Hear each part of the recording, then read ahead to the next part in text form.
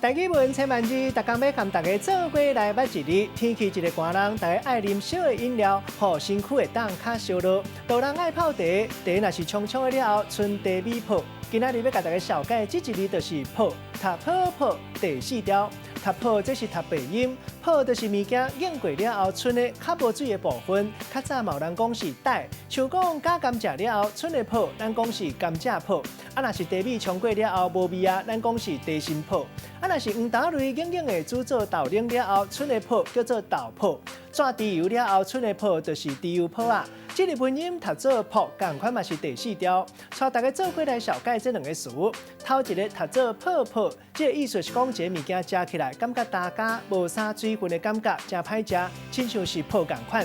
第二个词读做茶心泡，某人讲是茶米泡，也是讲泡茶泡几盖了后，剩的一寡较无味的茶米。咱用一句话来举例，甲这两个词合做伙。譬如讲，这间饼店做的饼，食起来泡，配茶食起来嘛是真歹食。茶都已经啉几落糊啊，饼同款也阁食袂落。粪扫桶的茶心泡已经甜啊。今仔日小解这一日读做泡，这是白音；另外文音读做泡，提供给观众朋友来参考。